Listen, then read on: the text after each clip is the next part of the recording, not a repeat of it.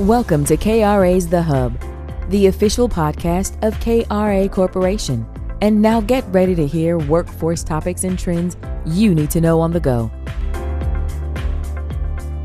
Well, welcome to KRA's The Hub podcast. I am Jonathan Overall, the host of this podcast. I want to put a simple reminder out there to all of those that are listening. If you're listening to us on Apple or Spotify, definitely follow us there. You can download our episodes. If you're watching/listening on YouTube, make sure to subscribe so you get updates on the latest content that we share through those platforms. Well, today, our guest, Drew Bercich, actually was recently announced in January of this year as the new CEO of the National Association of Workforce Boards, actually also known as NAWB.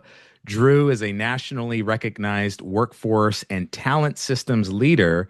He has over 20 years of experience, background leading large-scale talent operations and organizational transformation.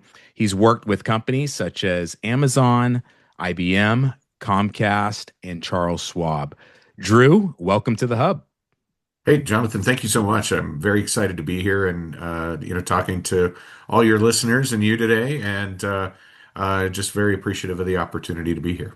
Yeah, we're excited for today's conversation as well. KRA and NAWB are excited for the partnership at this year's Spring Forum Conference in Las Vegas, Nevada, where KRA is going to be the podcast sponsor. We'll be on site there in NAWB Town, capturing content from that event. So we look forward to sharing that with our audience. And we'll talk a little bit about the forum today. But Drew, before we talk about that and the future of NAWB, let's start with your journey. Walk us through some of your previous experience professionally and how that shaped your approach to stepping into this leadership role. Yeah, well, thanks. It's a great question. And when, it's very, very interesting. This is not a place that I thought that I would be when I was growing up. And I think many of us in workforce development have that same sense, right? No one grows up and says, "Hey, look at me. I'm going to be this, spend my life working in workforce development." But I went to college on an Air Force ROTC scholarship, and the Air Force actually told me, "You're going to do human resources." So started taking the classes, and then I completely blew up my knee one day playing volleyball out on one of the quads, and medically disqualified. But because I had been in those classes, that really led me down the path to recruiting, where I spent really the last 25 years or so starting as an agency recruiter and then kind of growing my way up through the ranks to the point where kind of my last corporate role was with Amazon, where I was leading about 300, organizations that had about 350 recruiters doing really cool work. One of the groups I supported was the Artificial General Intelligence Practice, or AGI, which most people know of as generative AI. I also supported the Devices organization, and we were building really cool products. Everything's from Fire TVs, Kindle e-readers, Ring home doorbells, even building a low Earth orbit satellite network similar to Starlink to deliver high-speed broadband. So I've had this really cool variety of roles as I've grown throughout my career, everything from agency recruiters where I'm hiring, maintenance workers and file clerks. Imagine that, file clerks. I don't even know that job exists anymore. Now that we have everything digitized, up to, individuals making extraordinary salaries, building algorithms to do pre-training of large language models and things like that, and everything in between. Including healthcare. With IBM, we outsourced the recruiting for the nation's fifth largest healthcare system. So there, my teams were responsible for everything from nurses to a venture capital firm that organization owned. They even owned a university, and we hired the women's lacrosse coach, down to baristas that work at the Starbucks inside the hospital. So, I've had this really cool opportunity to get to know talent. And through that experience, I was able to become a member of, way back when, the Greeley Commission on Disabilities. This is about 18 years ago. And through that commission, I was introduced to Employment Services of Weld County, which is a workforce board in the northern part of Colorado. And that was really my first, I guess, interaction with the public workforce system. From there, I was on the Denver Workforce Board briefly. I became a member of the Arapahoe Douglas Workforce Board in the south end of Denver, where I've spent 15 years and 6 years as the chair of that board. More recently, I have been appointed to the Tri-County Workforce Board on the west side of Denver, helped them kind of grow and flourish a little bit. I was on the state workforce board in Colorado, but one of my proudest achievements is for the last 11 years, I've been a board member for NAWB, including serving about a term and a half as the chair of that organization, right around the time of COVID kind of kicking in. So it's that work and that the work of our system and the people in our system that I've become so passionate about. I mean, and I've trained my teams to work with the system. I'd say over those years, the teams I've led, we've probably hired 30 to 40,000 people through the public workforce system. And so I think I bring that into this role really with this super user perspective, and it's not just like I've used one workforce board to fill my staffing needs. It's everything from the workforce boards in Alaska, where we were trying to fill nursing roles on Kodiak Island, which is a really hard job to fill, by the way, all the way down to Central Florida and up to Boston and down to San Diego and kind of everything in between. And so I think I've had this really great opportunity to interact with boards throughout the country in multiple ways. And that's really kind of, I think, framed the way that I look at this job, right? It tells me what does good look like, what could be better, and really what is the potential and possibility for our entire system.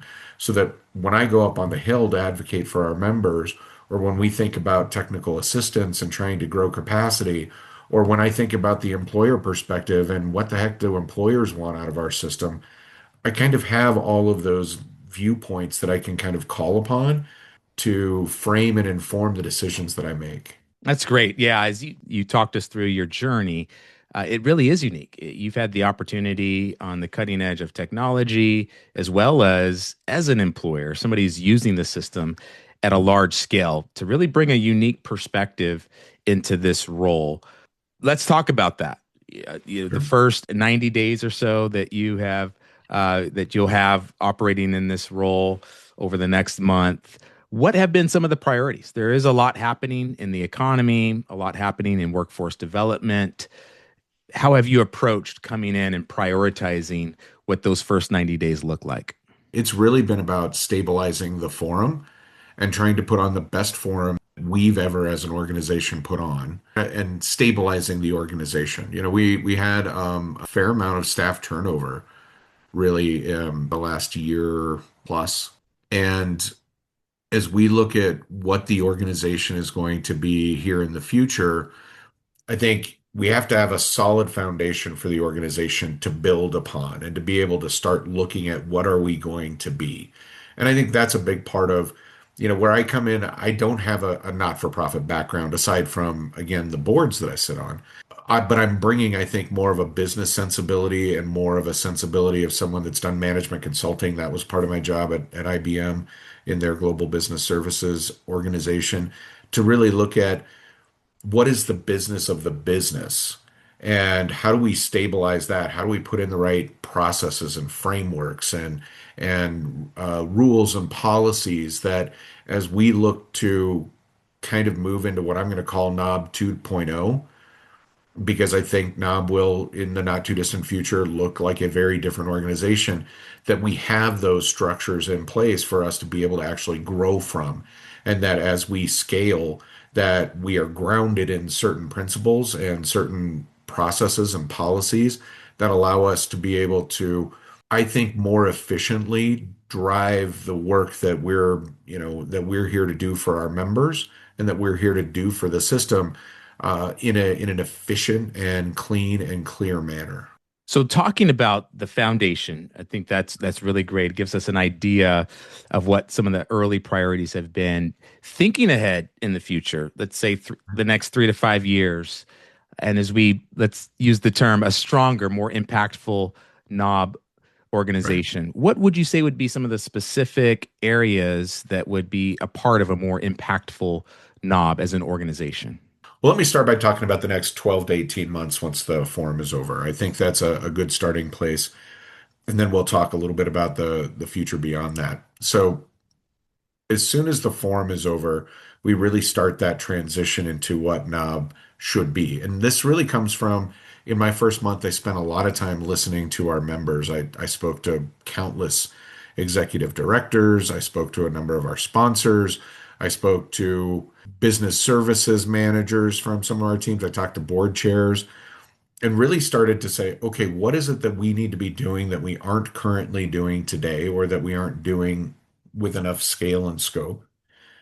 And what should we be doing moving forward? And that kind of set the framework for kind of this intermediate plan, which includes more direct training of workforce professionals. Now, we're not going to compete with my good friend Melissa over at NAWB, who does really, really great frontline training. And, she's been doing some executive director training. There are others that do executive director and kind of that deputy director role. What we're looking at is there are still needs within the workforce system that are not being addressed from a training perspective.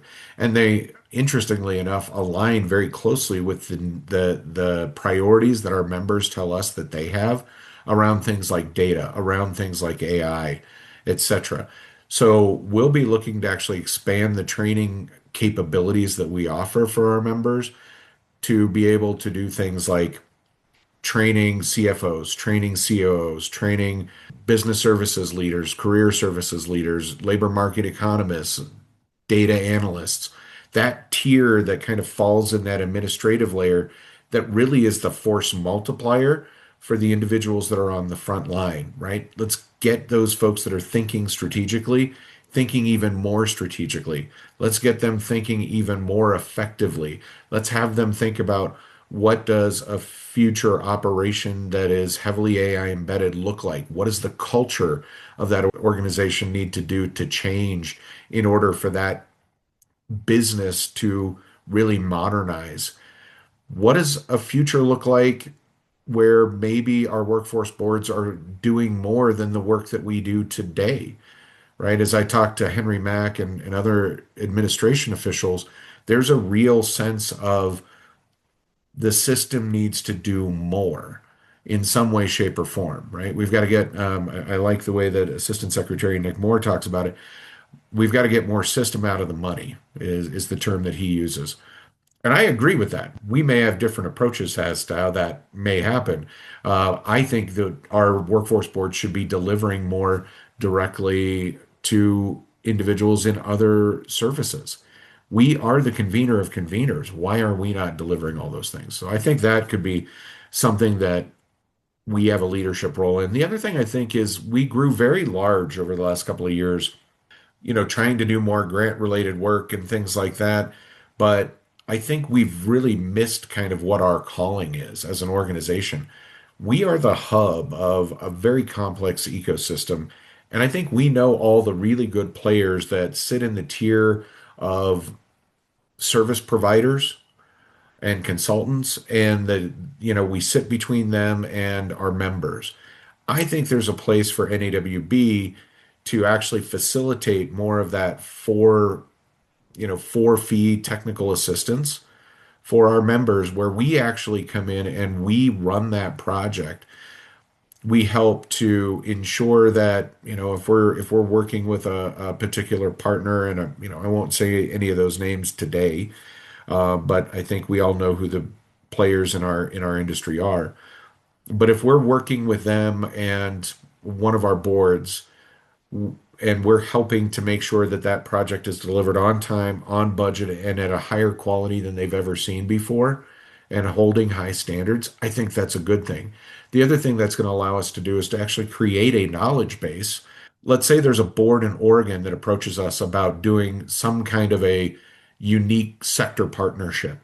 And we've worked with a board in Louisiana on the same type of thing, and we've now got a gold standard rather than that board in Oregon having to spend all the money and time and resources to create that anew. We're actually making that connection or providing that data and resource so that we can be more efficient with the dollars that we have. I think that's a role that NAWB is uniquely positioned to be able to actually not only facilitate, but we really should be leading in that space. And I think our members are telling us that. So I think that's the next 18 months. Beyond that, and this will take working with my board of directors on a strategic plan, but I would like to see us getting into the space where we're doing more experimentation to actually increase the capacity of the system. We're going out and getting large philanthropy dollars so that we can bring that money in and, write direct grants to our members for some of these types of projects and programs, and really start to think about what NAWB is in terms of a capacity driving organization for the industry. We'll still always have our very strong advocacy piece that we've always done. We'll still have a strong drive towards membership and towards the forum. But I think this is a piece of territory that we haven't yet tackled, that we are ripe to be able to come and help all of our system partners, I think, experience and grow through our kind of collective knowledge and capabilities. Some great things to come. We're looking forward to seeing those things materialize, Thank come you. into Yeah. action. Recently, I think it was a couple of weeks ago, you shared through the latest NAWB release some updates about this year's upcoming forum. At the time of this recording and release, it will be a couple of weeks out. But give us a preview. You mentioned that there will be some changes for those who have been to the forum in the past. There's a one big change, but also in terms of the format and the redesign of what those who attend can expect. Walk us through some of those changes and perhaps what was the thinking behind that? Absolutely. So I think the biggest change is this is the first time we've ever done the forum outside of Washington, D.C. I think very appropriately, yes, it's a bit of a gamble, but we're doing this in Las Vegas. So I say that a bit tongue in cheek. But really, when we look at the communities that we actually evaluated as places to host the forum, one of the really unique things about Las Vegas is, and I give all the credit in the world to Jaime Cruz and his team at Workforce Connections of Southern Nevada.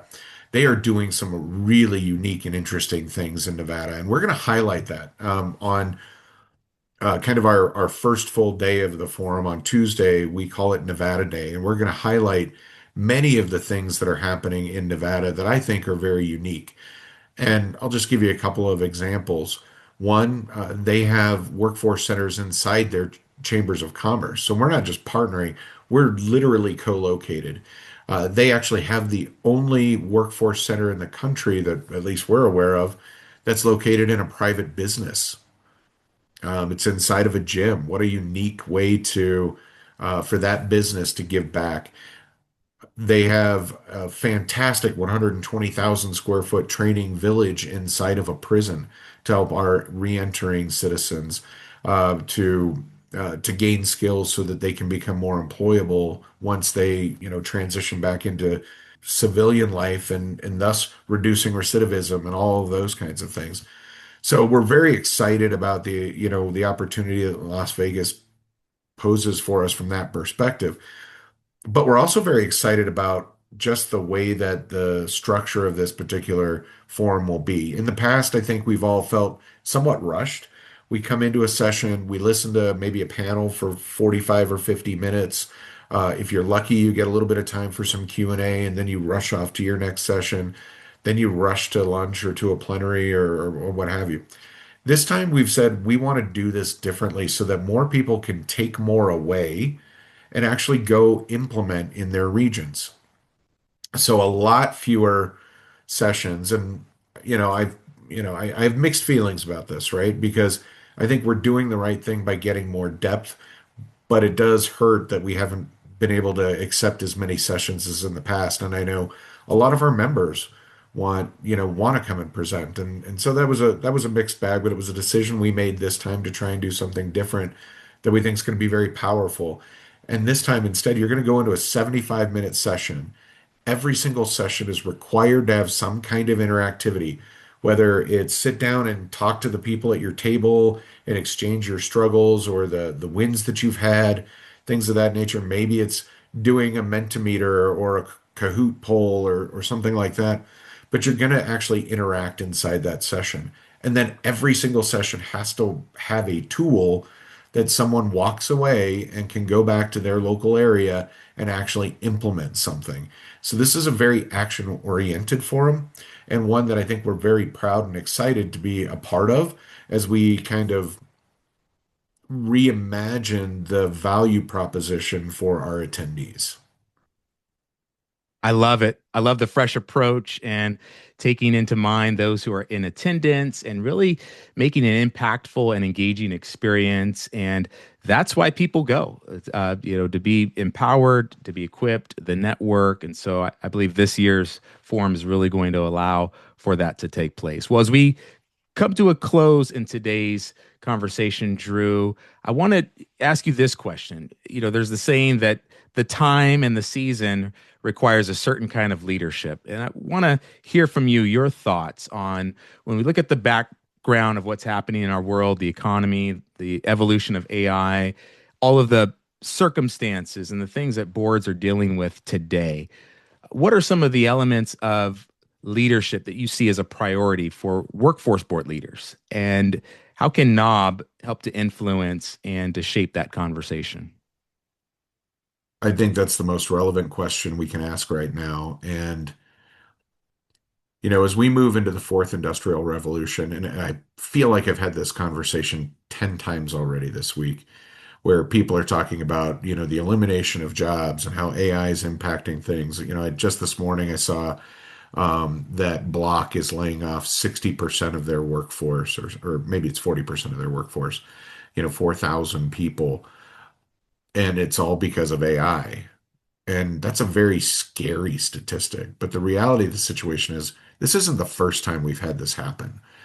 People were worried about all the piano manufacturers way back in the early 1900s. Well, what happened when the radio came about and record players? Well, oh my gosh, now people aren't buying pianos because they're buying record players. Well, all those people lost their jobs, but then they started working building record players. It's amazing if you look at where record player manufacturing was as it relates to where piano manufacturing was. There's a heck of a lot of overlap if you start looking at some of those things way back in the historical records, right? So I think we're in a unique time and we need to recognize that the pace of change has never been this fast, and it's never going to be this slow again. So one of the skills that I think, or leadership traits that I think are going to be critical for us is we have to be adaptable. We have to be ready to roll with whatever changes come because they are going to come faster and more frequently than ever before. I think the other thing is we have to be fearless. We have to recognize that, yes, we're going to see job losses, but they're going to be offset. There was a report out of Stanford back in December where something like 80 million jobs are going to be eliminated by AI, but it's going to create 92 million jobs. That is a very, very critical consideration, I think, as we move forward into the future, that we just need to be ready to be able to adapt. And to the degree that we can, let's not be reactive. Let's be proactive. Let's be engaging with our businesses and saying, what are you seeing next? And it's not easy. When I was at Amazon, our senior science team said that I had built what we consider the world's first skills taxonomy for generative AI. We also had an experience taxonomy that went along with that. And we literally every month had to go back to that senior science team to get approval because we were adding either new experiences or new skills into those taxonomies so that the business could then go and start looking at product roadmap and customer roadmaps and job descriptions and talent development roadmaps. all of these things because that technology was advancing at such a rapid pace, right? And 2 years ago, one of the fastest growing jobs you could get was a prompt engineer. Guess what it is today? Not the fastest growing, it's the fastest declining role. Because guess what's really good at writing prompts? AI itself, draft me a prompt that does da da da da, and it creates this amazing prompt. You don't need an engineer to do those things anymore. So, like, that's a really tangible example of how quickly things are changing. And as leaders, we have to be able to change just as fast. I think we have to be really good culture leaders. We're going to need to change the culture inside of our agencies to be more acceptable of using AI, of tracking data, of accepting of robotics and mechatronics, right? Because those are going to start replacing kind of the manual labor roles that we've for so long thought were impervious to things like AI. So that's, I think, a really good, probably top three list of items that, as I think about what leaders are going to need moving forward, those are the things that are probably highest on that list. Well, I'm going to save that quote that this is the one time where the pace of history has never been as fast and it will never be this slow again going forward in the future. I think that's a great quote to help guide and lead and just understand the times that we're in. And I want to thank you, Drew, for this conversation today, giving us some insights into your new role as the CEO of NAWB, as well as what we can expect at the upcoming forum and beyond, and just what's required for leadership in this time period. So we look forward to having you again. We're planning to do something post the forum as a reflection and also a way forward. But until then, thank you, Drew, and we'll see you next time. Outstanding. Thanks so much. Thank you for listening to KRA's The Hub. Don't forget to subscribe to the podcast on Spotify, Apple Podcasts, or wherever you listen to podcasts. To learn more about KRA Corporation, visit www.kra.com. Thanks so much for listening, and we'll be back soon with a new episode.